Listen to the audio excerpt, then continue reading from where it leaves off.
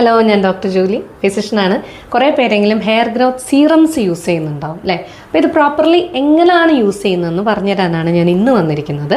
നമ്മുടെ സ്കാൽപ്പ് എല്ലാം നമ്മൾ സാധാരണ എണ്ണ തേക്കുന്നതൊക്കെ പൊതുവേ സ്കാൽപ്പ് ഫുള്ളായിരിക്കും എണ്ണ തേക്കുന്നത്. പക്ഷേ സീറംസ് യൂസ് ചെയ്യുമ്പോൾ നമ്മുടെ തലയിൽ റെസ്പോണ്ട് ചെയ്യുന്ന ഏരിയ എന്ന് പറയുന്നത് ഇത്രയും ഏരിയയാണ്. നമുക്കറിയാം, നമ്മൾ കഷണ്ടിയൊക്കെ ഉള്ളവരെ ശ്രദ്ധിച്ചാൽ അറിയാം, അത്യാവശ്യം നല്ല കഷണ്ടിയൊക്കെ ഉള്ളവർക്കും ഇത്രയായിരിക്കും മുടി പോയിട്ടുണ്ടാവുക. പുറകിൽ കുറച്ചുണ്ടാവും, ചെവിയുടെ സൈഡിൽ കുറച്ചുണ്ടാവും. അപ്പം റെസ്പോണ്ട് ചെയ്യുന്ന സ്കാൽപ്പിൻ്റെ ഏരിയ കുറച്ച് ഭാഗമേ ഉള്ളൂ. അപ്പോൾ ഇത്രയും ഭാഗത്തേ നമ്മൾ സീറം അപ്ലൈ ചെയ്യേണ്ട ആവശ്യമുള്ളൂ.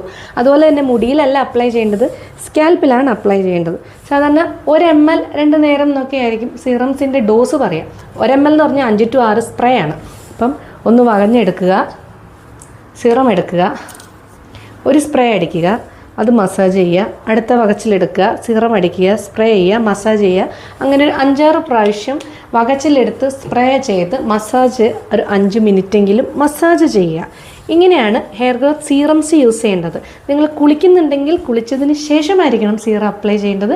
കാരണം ഇതൊരു ലീവ് ഓൺ സീറമാണ്. എണ്ണ തേച്ച് കുളിച്ച് കഴുകി കളയുന്ന പോലല്ല ഹെയർ ഗ്രോത്ത് സീറംസ് യൂസ് ചെയ്യേണ്ടത്. അതുപോലെ തന്നെ ചിലരെങ്കിലും ഡെർമാ റോളർ യൂസ് ചെയ്യുന്നുണ്ടാവും വീട്ടിൽ വെച്ചിട്ട് അല്ലേ? ഡെർമാ റോളേഴ്സ് യൂസ് ചെയ്യുന്നത് എങ്ങനെയാണെന്ന് ഞാൻ എൻ്റെ അടുത്ത വീഡിയോയിൽ പറയുന്നതായിരിക്കും. അതുകൊണ്ട് തന്നെ do follow me for more informations.